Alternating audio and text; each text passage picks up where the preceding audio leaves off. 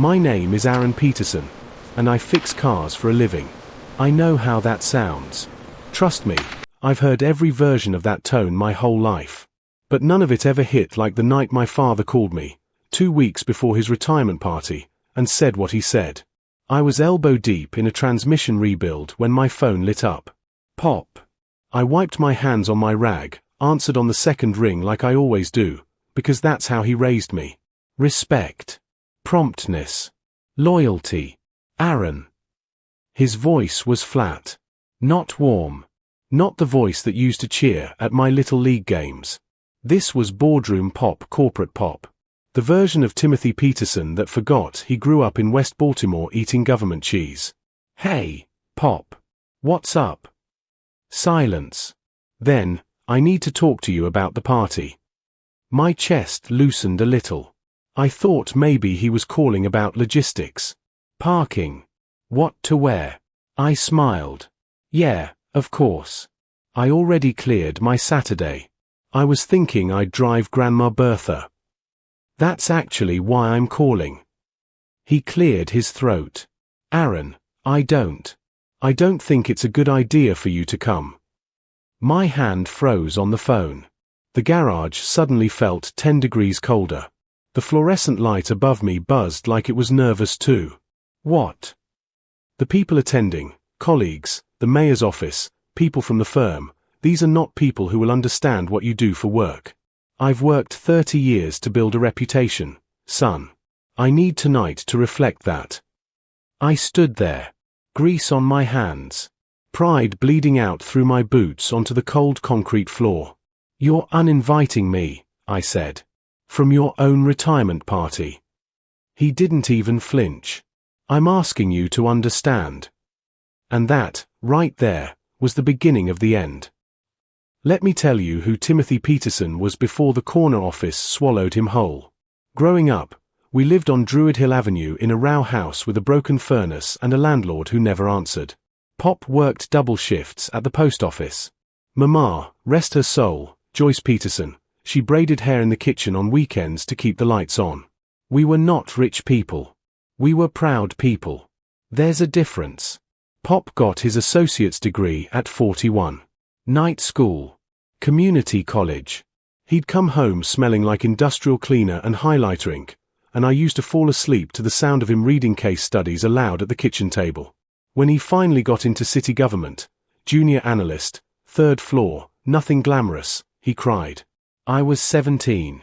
I had never seen my father cry before that night. Aaron, he said, gripping my shoulder.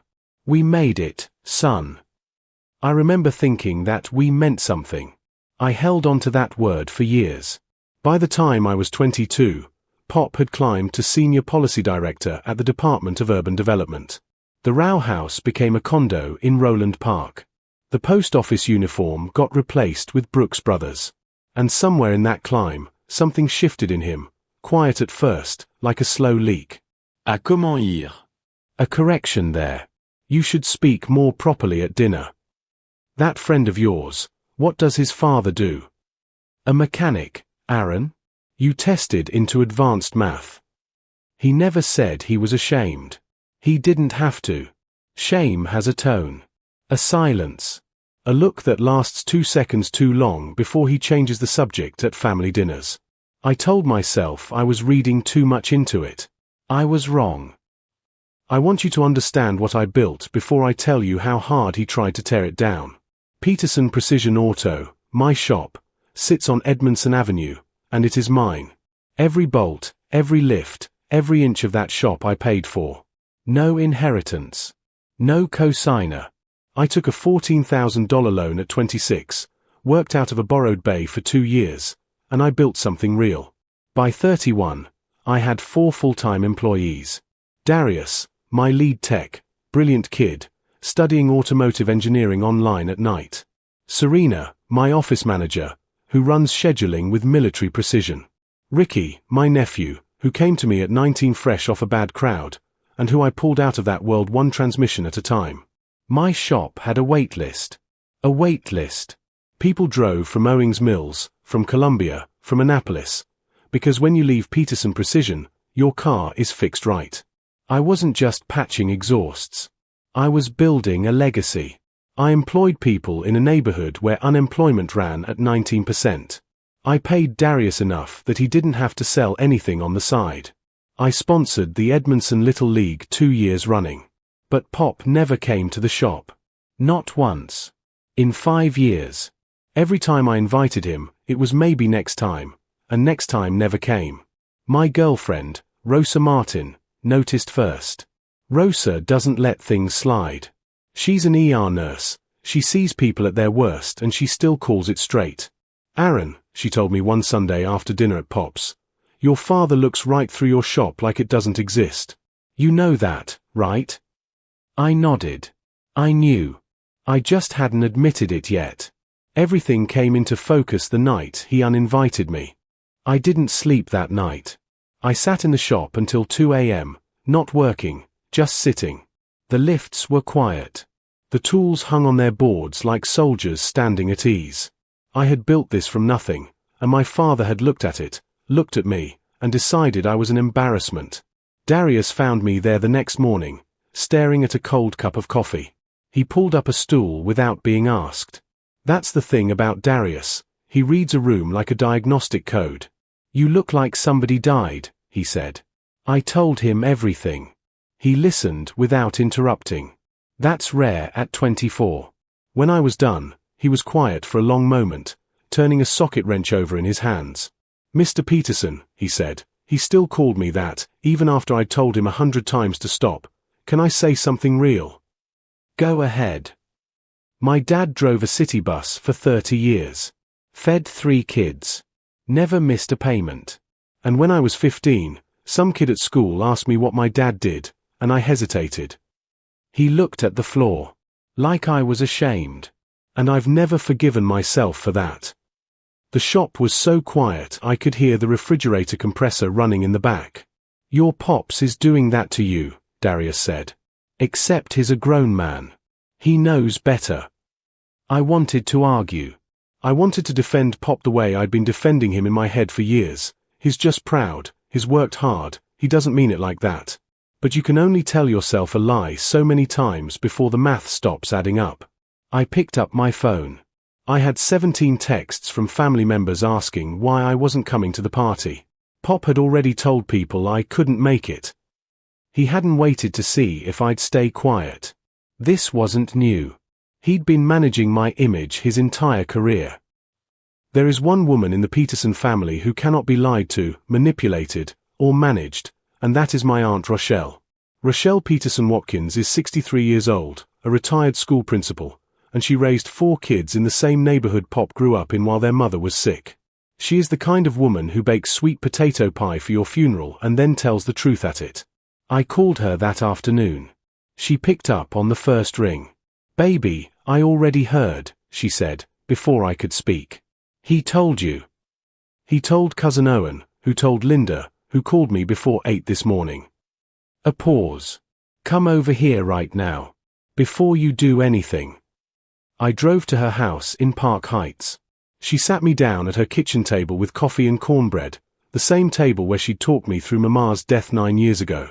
Your father, she began, choosing her words the way surgeons choose instruments, has been embarrassed about where he came from for a long time. The problem is, and this is the part he will never admit, his scared people will look at you and see the boy he used to be. My jaw tightened. That's not my problem. No, it is not. She covered my hand with hers. But here's what you need to know. This is not the first time. She looked at me steadily. At his big promotion dinner 12 years ago, he told people your mama worked in healthcare administration. I stared at her. Mama did hair. Mama did hair. Her voice was iron. And she was brilliant, and she was beautiful, and she kept that family alive. And your father stood in a banquet hall and erased her. The coffee went cold. I didn't touch it. He's been erasing people his whole rise, Rochelle said quietly. Now he's erasing you. Rosa was on her feet when I walked through the door, still in her scrubs, having just come off a 12-hour shift. She had made food. That's what she does when she's worried. She feeds people.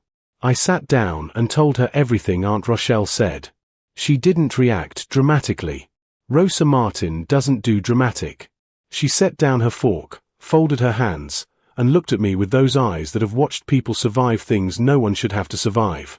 Aaron, she said slowly, I need to ask you something, and I need you to be honest. Okay. How long have you been making yourself smaller so your father could feel bigger? The question landed like a punch I didn't see coming. My mouth opened. Nothing came out. Because I've watched you, she continued, her voice quiet but precise, like a scalpel. I've watched you not bring up the shop at his dinners. I've watched you introduce yourself as in automotive services like you're ashamed to say mechanic. I've watched you change the subject when someone asks where you work. I'm not ashamed. I know you're not. But you've been acting like you are. For him. She looked at me steady. And it stops now. Not for me. For you. That night, I lay in bed staring at the ceiling. She was right. I had been disappearing at the edges to keep my father comfortable, shaving off the parts of my life that made him flinch, not because I believed his shame, but because some part of me still desperately wanted his approval. I was 32 years old, running a successful business, employing people, contributing to a community that needed me, and I was still shrinking for a man who had never once come to see what I'd built. I made a decision that night. I was done shrinking. The party was in 8 days. And I was going. I found out about the full extent of it from the last person I expected, my cousin Owen, who had the social grace of a car alarm and couldn't keep a secret if his life depended on it. He called me 3 days before the party, voice low like he was in a spy movie. Aaron, you know Uncle Timothy told people you work at a garage downtown. Yeah, I know he. No. He told Gerald Whitmore that you couldn't make the party because you had a job. Like a shift. Like you punched a clock somewhere. He paused dramatically. Gerald Whitmore, Aaron. The man is deputy commissioner. I closed my eyes. What exactly did he say? He said, and I'm quoting Aunt Paloma here, Aaron does shift work, you know how it is, couldn't get the night off. Shift work. He reduced my business, my employees, my 5 years of building something real, down to shift work. He told a city commissioner that his son couldn't get a night off from a job, implying I was someone else's employee, somewhere forgettable, somewhere beneath the table they were eating at. He hadn't just uninvited me. He had invented a story. He had built a version of me that fit his ambitions and deployed that fiction to the most important people in his professional life. I sat with that for a long time. Then I did something he never expected. I called Gerald Whitmore's office. Not to cause a scene. Not to embarrass anyone. I called because Deputy Commissioner Whitmore had brought his Escalade to my shop twice. Referral from Councilwoman Diane Pratt. He knew who I was. He knew what I built. His assistant put me through in under a minute. Aaron Peterson, Gerald said, warm as Sunday morning. I heard you might not make your father's party. That's a shame. Actually, I said, I plan to be there. Silence. Then a slow, knowing laugh. Good, he said. Good. The night before the party, Pop called. Probably because Owen, God bless his loose mouth, had tipped somebody off that I wasn't planning to stay home. I let it ring twice. Then I answered. Aaron. Same flat tone. I heard you've been talking to people. I've been talking to people I know, I said calmly. Like I normally do. Gerald Whitmore called me. A pause. He said he expects to see you tomorrow. He will. The silence stretched long and electric between us. I asked you not to come, Pop said. And for the first time, I heard something underneath the authority in his voice. Something thin. Something that might have been fear. I know what you asked, I said. And I've been thinking about it. This is important to me, Aaron. This is 30 years. Pop. I cut him off, something I had never done in my life. I have sat at your dinner table and introduced myself as being in automotive services because I could see it made you uncomfortable when I said mechanic. I have not once brought up my business or my employees or what I've built because I could see it made you change the subject. I have spent years making myself invisible so you could be comfortable. My voice didn't waver. I'd practiced this in my head 1,000 times without knowing it. I am your son. I will be at your retirement party. Not to embarrass you, because I have never been an embarrassment. But I will be there. He didn't respond for a long time. When he finally spoke, his voice was different. Quieter. Like something in him had shifted. Aaron. I'll see you tomorrow, Pop. I hung up. Rosa put her arms around me from behind. I stood in the kitchen shaking, not from fear. From 32 years of something finally leaving my body. The party was held at the Belvedere in Baltimore. Crystal chandeliers.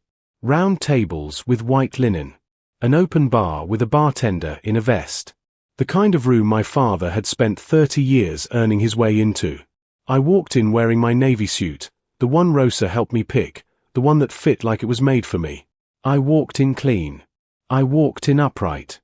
I walked in as Aaron Peterson, owner of Peterson Precision Auto, employer of 4, sponsor of the Edmondson Little League, son of Joyce Peterson, the woman who braided hair in the kitchen and made something out of nothing. Pop saw me the second I came through the door.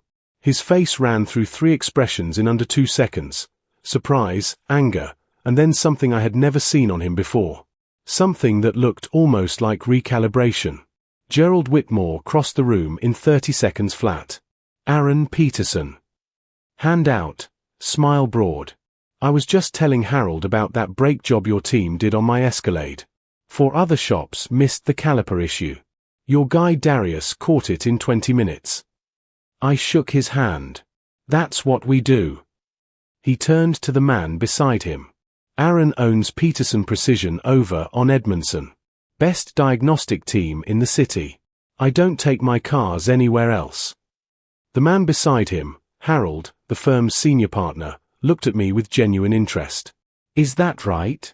My daughter's been having transmission issues. Bring it by Monday, I said. We'll take care of it. Across the room, I felt Pop watching all of it. Not with anger anymore. Something more complicated. Something that looked, for the very first time, like he was actually seeing me. What nobody knew, except Aunt Rochelle herself, was that she had been planning something of her own.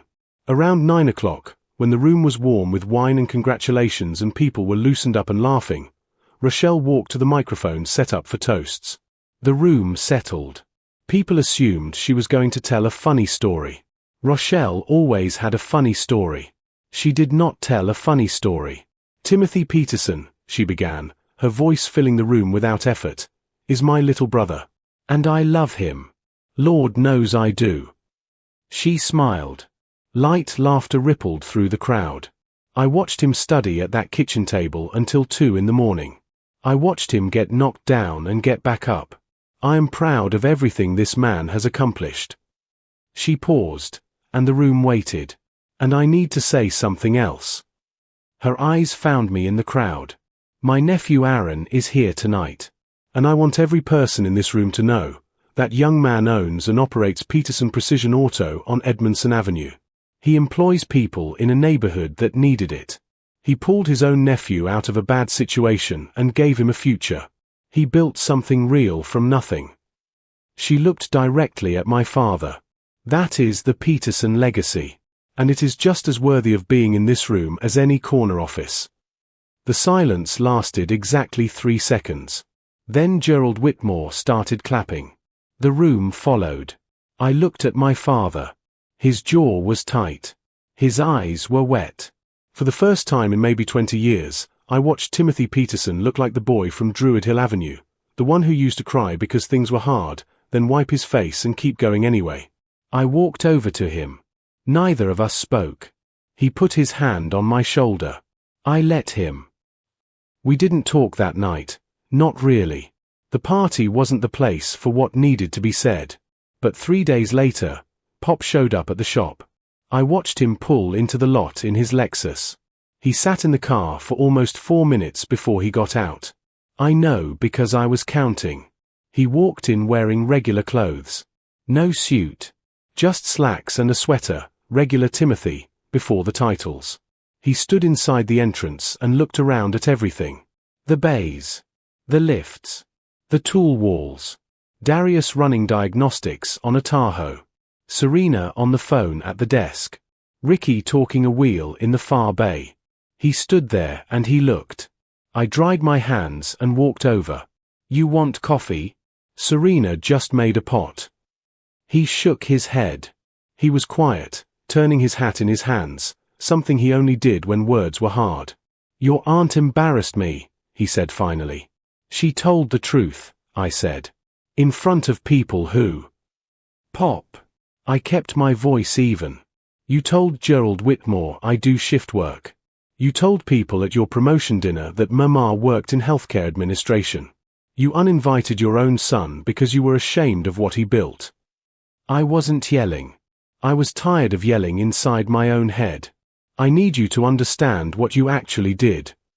He looked at the floor of my shop, the floor I mopped every morning before the bays opened. When he looked back up, his eyes were red at the edges. I don't know when I became somebody who does that, he said. And his voice cracked, just slightly, on the last word. I don't know when I started needing people to think I came from somewhere other than where I came from. I didn't rush in to comfort him. Some truths need room to breathe. You came from us, I said. And we were enough. What happened next wasn't something I engineered. It was something that was already in motion, the natural consequence of a man spending decades building a false image and one night watching it quietly dissolve. Word got around. In the weeks following the party, the story, the real one, circulated through the city's professional circles the way real stories always do. Not as gossip exactly. More like a correction. People who had only known Timothy Peterson as the polished senior policy director now knew he had a son who ran one of the most respected auto shops in the city. They knew because Gerald Whitmore told Harold. Harold told his wife. His wife, apparently, was on the board of a community development organization that was looking for local businesses to partner with. I got a call from that organization in early November. A grant opportunity. Community Reinvestment Partnership. $40,000 for equipment upgrades and a youth apprenticeship program. I almost didn't answer because I didn't recognize the number. The irony was not lost on me. My father had spent the night trying to protect his legacy from me, and in doing so, he had accidentally made mine. But here is the part that still gets me. The part that keeps me up sometimes, not with anger, but with something more like grief. Cousin Owen called a few weeks later with his trademark dramatic energy. Aaron. You hear about Uncle Timothy? My stomach tightened. What happened? He applied for a board position. Some non-profit. Development council, something like that.